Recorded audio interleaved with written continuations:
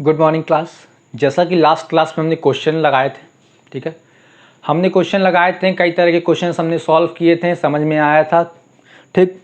नहीं समझ में आया था तो मैं आपसे फिर से बोलता हूँ कि प्लीज़ या तो कमेंट्स में बता दीजिए, ठीक है, या तो आप क्या करिए, डायरेक्ट कोचिंग में कांटेक्ट करिए, ठीक है, वहाँ से मेरा नंबर लीजिए, ठीक है, मैं आपको डायरेक्टली समझाऊंगा पर्सनली, ठीक है, व्हाट्सएप पे, फ़ोन पे, ठीक है, वीडियो कॉलिंग भी आपको करवानी होती तो कोई प्रॉब्लम नहीं है, ठीक है, मैं आपको समझाता हूँ, ठीक, कोई प्रॉब्लम नहीं है।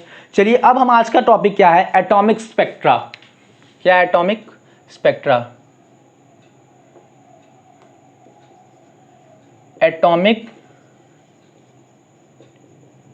स्पेक्ट्रा। एटॉमिक स्पेक्ट्रा क्या है? सबसे पहले ये देखिए, मैं रीड कर रहा हूं, ठीक है, बुकिश लैंग्वेज सबसे पहले समझिए, मैं बुकिश लैंग्वेज को आपको आपकी भाषा में समझाऊंगा, ठीक है। चलिए देखिए जरा क्या है। When white light from sun is passes through a prism, it is placed into a series of color band known as rainbow of colors, ठीक है, which is violet, indigo, blue, green, yellow, orange and red, remembered as Viv-Gyore, ठीक है। अब क्या होता है कि अगर कोई भी व्हाइट लाइट किसी प्रिज्म से गुजरेगी, ठीक है, तो क्या करता है, वो 7 डिफरेंट कलर्स में टूट जाता है, 1 2 3 4 5 6 और ये 7, जिसको क्या बोला जाता है, विब-ग्योर, सही जा रहा है, विब-ग्योर बोला जाता है, ठीक है।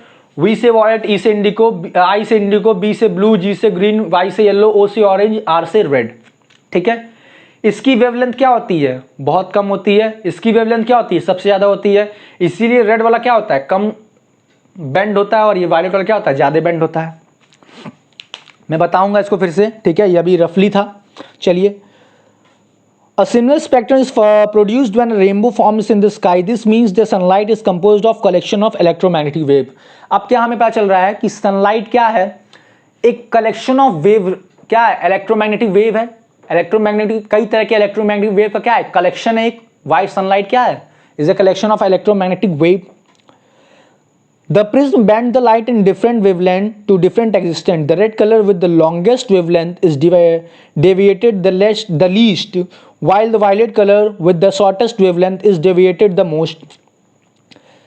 The split of light into series of color, in the series of color bands is known as dispersion. अब क्या होता है, ध्यान से देखिए, ये हमारा क्या है, प्रिज्म है, ये वाइट लाइट आई, अब ये क्या कर रही है, डिवाइड कर गई, बेंड की यहां से, और बेंड करते ही क्या कर गई, डिवाइड कर गई, क्या कर गई, बेंड करते ही क्या कर गई, डिवाइड कर गई, ठीक है। तो इनमें से थोड़ा सा और बढ़िया से बना देते हैं ताकि आपको समझ में भी जाए।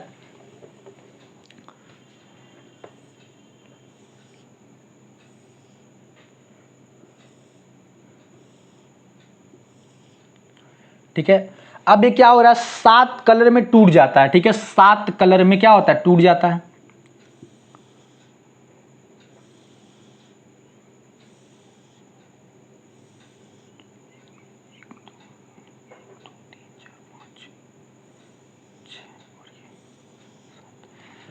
अब इन 7 कलर को क्या दिया है, विब-ग्योर नाम दिया था, VIBGOYR है, सॉरी, YOR, विब-ग्योर, ठीक है। किसी भी व्हाइट लाइट का इन 7 कलर में या डिफरेंट इलेक्ट्रोमैग्नेटिक वेव्स के फॉर्म में टूट जाने को ही क्या बोलते हैं, डिस्पर्जन बोलते हैं। क्या बोलते हैं, डिस्पर्जन का फॉर्मूला वो क्या है, डिस्पर्जन का क्या है, देखिए,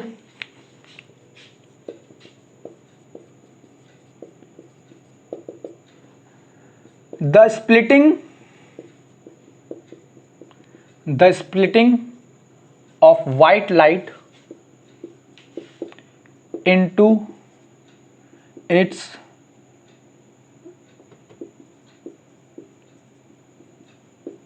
constituent electromagnetic EM waves is called dispersion। इसी को क्या बोलते हैं, डिस्पर्जन। और वो जो ये जो स्प्लिट होके हमें ये जो सीरीज मिलती है, ये जो सीरीज मिलती है इसे क्या बोलते हैं? स्पेक्ट्रम बोलते हैं। क्या बोलते हैं? स्पेक्ट्रम। इसी को क्या बोलते हैं? स्पेक्ट्रम बोलते हैं। क्या बोलते हैं? स्पेक्ट्रम बोलते हैं। अब हमें इसी स्पेक्ट्रम के बारे में पढ़ना है, ठीक है। चलिए आगे देखते हैं क्या है।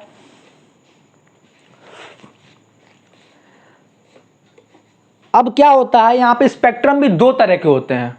क्या होता है? स्पेक्ट्रम भी दो तरह के होते हैं, एक कॉन्स्टिट्यूएंट, एक डिसकॉन्स्टिट्यूएंट। अब क्या होता है, जब लाइट टूट रहा है, जब लाइट क्या हो रहा है? टूट रहा है 7 कलर में, तो क्या होता है, कभी कभी ऐसा होता है कि मान लीजिए ये आ रहा है, ठीक है, ये मान लीजिए रेड है, ठीक, फिर क्या होगा, ये वायलेट आ गया, ठीक, ऐसे ऐसे सारे कलर आ गए।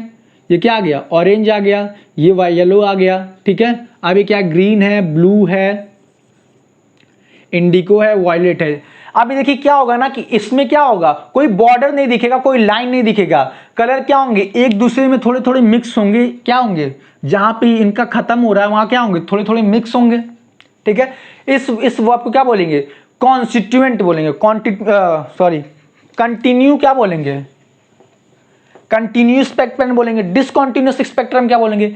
ये क्या था? कॉन्टिन्यूअस स्पेक्ट्रम था। अब डिसकंटिन्यूअस स्पेक्ट्रम क्या होता है ना, ये आया, ये टूटा, ये क्या मिला? 7 कलर मिला, ठीक है। अब क्या होगा, इसमें एक पतली सी ऐसी लाइन दिखेगी हमें, जो कि क्या करेगी, इन सारे कलर्स को अपने कॉन्स्टिट्यूएंट कलर्स में क्या करेगी? डिवाइड करेगी।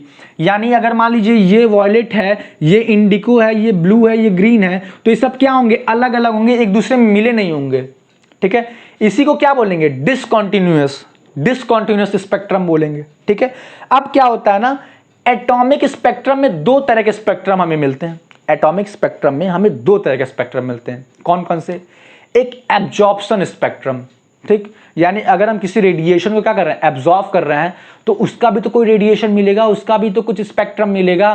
क्या होता है, अगर मान लीजिए हम किसी लोहे को क्या करते हैं? गर्म करते हैं, तो पहले क्या होता है, वो थोड़ा सा डल रेड होगा, ठीक है, फिर रेड होगा, फिर ऑरेंज होगा, ठीक है। ऐसे ऐसे क्या करता है, वो अपना कलर चेंज करता रहता है ना। तो क्या करता है, जितनी ज्यादा एनर्जी देते हो अपना कलर धीरे धीरे चेंज करता रहता है, ठीक है। यानी वहां पे भी हमें स्पेक्ट्रम मिलता है, जिसकी वजह से क्या मिलता है? हमें कलर्स देखने को मिलते हैं। वहां पे भी इलेक्ट्रोमैग्नेटिक होता है, वहां पे भी रेडिएशन होता है, लेकिन वहां पे क्या होता है? एब्जॉर्ब होता है, वहां पे भी कलर देखने को मिलता है, ठीक है। अब क्या होता है, एक क्या होता है? रेडिएशन होता है। अब क्या होता है? एक इमिशन स्पेक्ट्रम होता है, जहां पे क्या होता है, मान लीजिए हमने कुछ एनर्जी ली, अब हम उसे रेडिएट कर रहे हैं, रेडिएट कर रहे हैं, तो वहां पे भी कुछ एनर्जी क्या होती है? निकलती है, कुछ रेडिएशन निकलते हैं, तभी तो हमें कलर देखने को मिलता है, ठीक है। चलिए हम उसी के बारे में बात करेंगे। Atomic spectra. Unlike the spectrum obtained by analyzing the sunlight, the spectrum of atom are continuous. The spectrum of atom consists of sharp, well-defined line or band corresponding to defined frequencies. These are of two types spectrum. एक emission, first is what? Emission spectrum and second is absorption spectrum. First is emission spectrum. हम लोग क्या करेंगे, emission spectrum के बारे में पढ़ते हैं। Emission spectrum are obtained when the radiation emitted from substance that have observe energy either by passing electric discharge tube और हीटिंग और giving the temperature high are analysed with the help of spectroscope. क्या है? Spectroscope से द्वारा हम देख सकते हैं एटम मॉलिक्यूल्स और ion that has been observe radiation are said to be in excited state. अब मान लीजिए कोई ऐसा बंदा है जिसके पास पैसे की बहुत कमी है, ठीक है, पैसे की बहुत कमी है। जैसे ब्रिटेन में क्या हुआ, एक बैगर को लिया गया, एक भिखारी को लिया गया, ठीक है, उसे कितना दिया गया? $1 मिलियन दे दिया, यानी $10 लाख दे दिए गए, ठीक। अब उसने, हम लोग क्या किया, जिसने पैसा दिया वो ऑब्जर्व किया उस आदमी को कि उस पैसे का वो करता क्या है, उस पैसे का वो करता क्या है। अब क्या किया ना, वो आदमी जो था ना, वो अपनी सारी शौक पूरे कर रहा था, सुख सुविधाएं ले रहा था, लग्जरी कार खरीद रहा था, घर खरीदा, ठीक, हर एक चीज किया उसने, ठीक। फिर क्या हुआ, देखा गया कि 6 महीने बाद उसकी पोजीशन जहां पे था वो वहीं पे आ गया। यानी जैसे वो पहले भिखारी था, वो 6 महीने बाद फिर से भिखारी हो गया। क्यों भिखारी हो गया? क्योंकि उसने एक्साइटेड स्टेट में चला गया था, अपने एक्साइटेड स्टेट में चला गया, ठीक। खूब ज्यादा एनर्जी मिल गई तो किस फॉर्म में चल जाएगा, एक्साइटेड स्टेट में फॉर्म में। क्या किया, उसकी काम ने की। तो वैसे ही भी हम किसी मॉलिक्यूल या किसी एटम या किसी आयन को एनर्जी देंगे तो वो किस फॉर्म में जाएगा, एक्साइटेड फॉर्म में जाएगा। ठीक है, एक्साइटेड फॉर्म में चला गया। For example, when the gas of vapor of chemical substance are heated by electric spark, light is emitted. अब क्या है, किसी भी गैस को हम अगर लो टेम्परेचर पे इलेक्ट्रिक स्पार्क देंगे तो क्या करता है, इलेक्ट्रिसिटी देंगे तो क्या करता है, वो स्पार्क करता है। ठीक है, चलिए एग्जाम्पल देखिए, the colour of light depend upon the substance which investigated. अब क्या है, जितने तरह के सब्सटेंस होंगे, जितने तरह के सब्सटेंस होंगे उनका अलग अलग रेडिएशन होगा, अलग अलग एमिशन होगा, अलग अलग लाइट होगा, अलग अलग फ्रीक्वेंसी की लाइट वो क्या करेंगे, एमिट करेंगे। चलिए इसी के बारे में हम पढ़ते हैं। The colour of light depend upon the, ये हो गया, सॉरी आई एम सॉरी। ठीक है, सोडियम और salt of sodium give off yellow light while potassium of salt produce off violet light.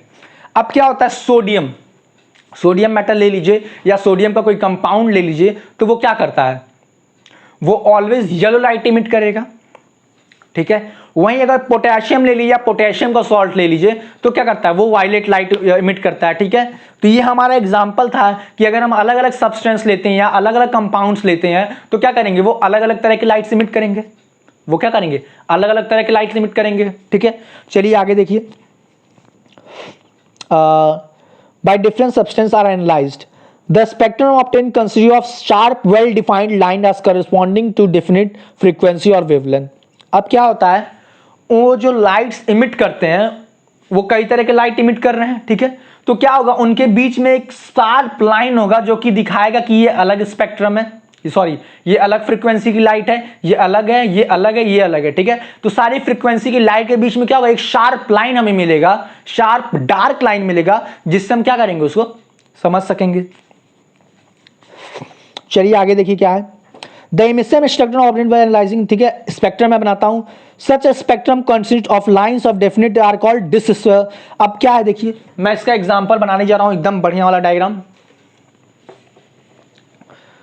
मान लीजिए हमने यहां क्या लिया,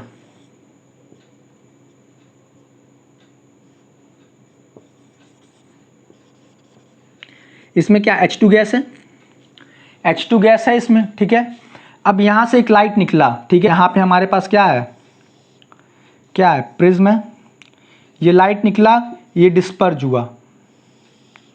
ठीक है, ये डिस्पर्ज हुआ, अब ये क्या कर रहा है, 7 डिफरेंट तरीके में टूट रहा है, 7 डिफरेंट कलर्स में टूट रहा है। ये क्या हो रहा है, 7 डिफरेंट कलर में टूट रहा है। अब देखिए क्या होगा,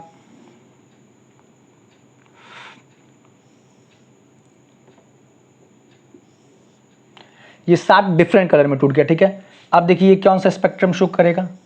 अगर हम इसको क्या करते हैं, थोड़ा सा इंक्रीज करते हैं, देखिए कैसा बन रहा है।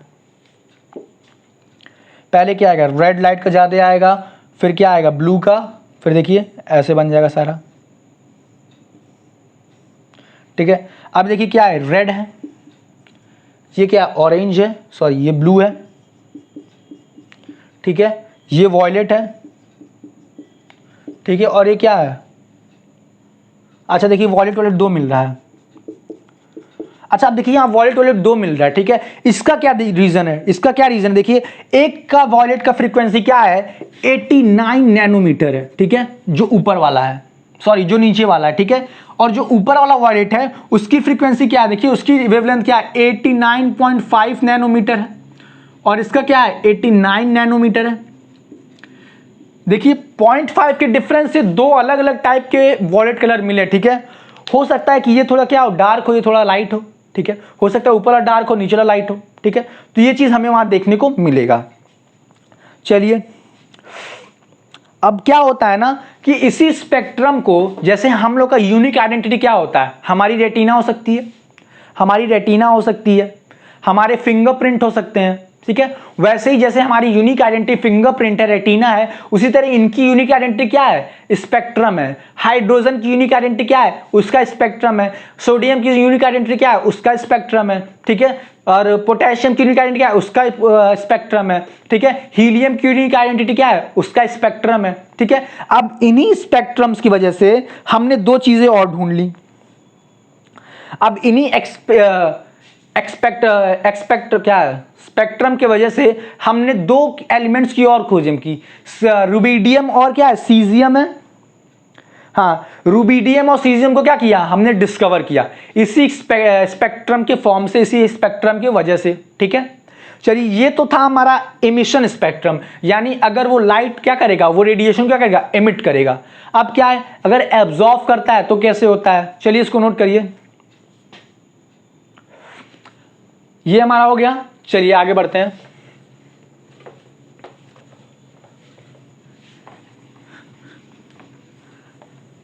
चैप्टर के लास्ट में मैं आपको नोट्स दे दूंगा, ठीक है, लेकिन आप इसको भी नोट करते रहिएगा, ठीक है।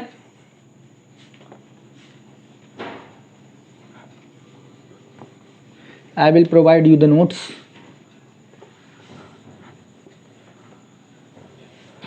चलिए, अब दूसरा क्या है भैया, एब्जॉर्प्शन स्पेक्ट्रम, ठीक है।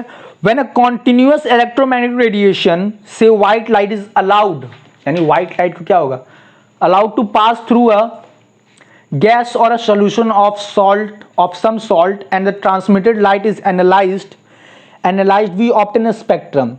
अब क्या होगा, अगर किसी लाइट को किसी सॉल्यूशन या किसी एटम के थ्रू गुजारा जाएगा तो क्या होगा, हमें एक स्पेक्ट्रम देखने को मिलेगा। हम लोग क्या देखेंगे, एक स्पेक्ट्रम देखेंगे। अब उसी स्पेक्ट्रम के बारे में देखिए क्या लिखा है।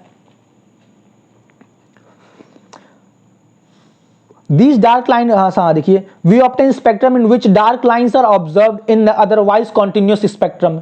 These dark lines indicate that the radiation of corresponding wavelength have been absorbed by substance from the white light. Such a spectrum continuous in a few direct dark line due to absorption of light is known as absorption spectrum. अब क्या होता है कि अगर मान लीजिए हमारे पास ये सोल्यूशन है, मैं बढ़िया से बना दूँ थोड़ा सा यार, मेरा ड्राइंग बहुत बेकार है, वेरी बैड, ठीक है।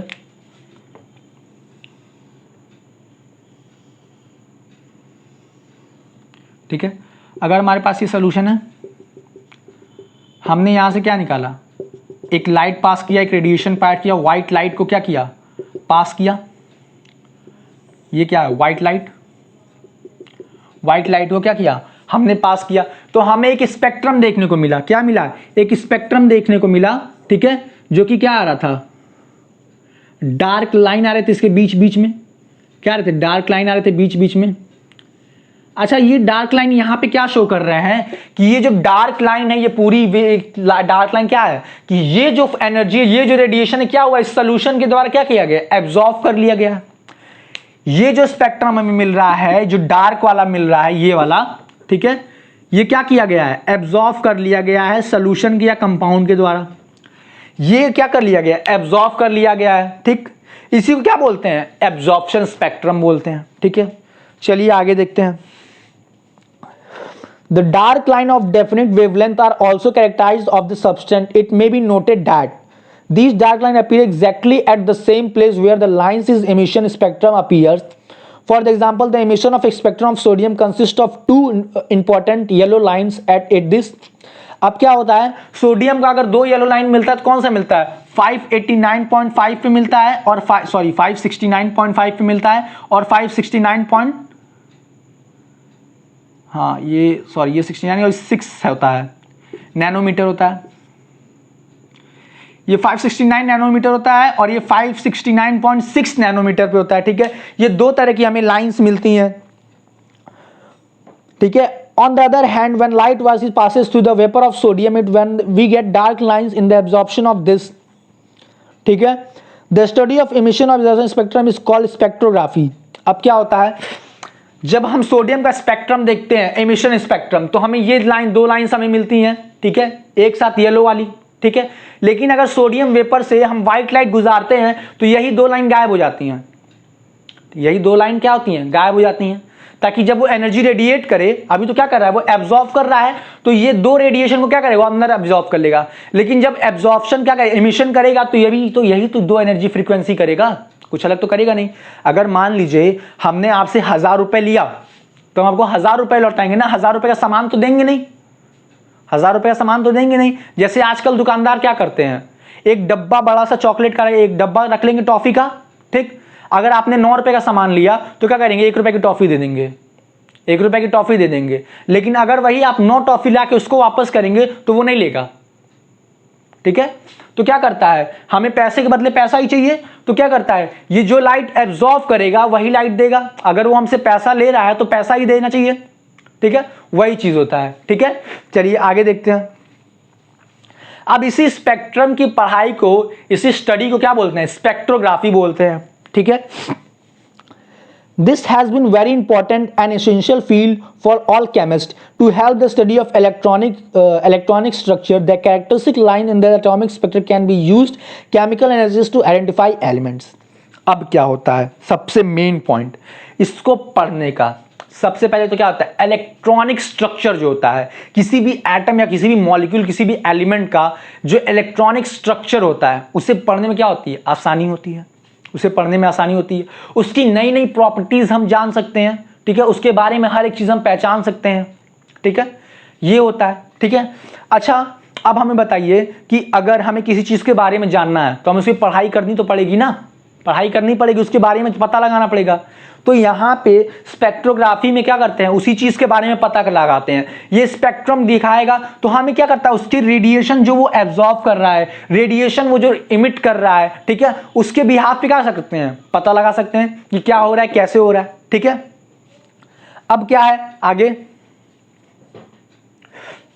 अब आगे क्या है, हम क्या कर रहे हैं कि एमिशन स्पेक्ट्रम एब्जॉर्प्शन स्पेक्ट्रम की हमने आपको सब कुछ बता दिया, ठीक है। अब नेक्स्ट क्लास में हम क्या करेंगे, नेक्स्ट क्लास में हमारा टॉपिक रहेगा emission spectrum of hydrogen atom. अब हाइड्रोजन स्पेक्ट्रम के, ठीक है, जो इमिशन जो हाइड्रोजन एटम है, ठीक है, वो क्या करता है, जो इमिशन करता है तो उसके बारे में हम स्टडी करेंगे, ठीक है। लाइमन बामन पास्चन ब्रैकेट ये सब जो सीरीज मिलते हैं उस स्पेक्ट्रम में उसको हम स्टडी करेंगे, ठीक है। वो कब मिलता है, पहले कौन आता है, पहले लाइमन आता है कि पास्चन आता है कि ब्रैकेट आता है कि फुंड आता है, ठीक है। ये सब कौन कौन से आते हैं सीरीज, ये सब डिस्कस करेंगे, ठीक है।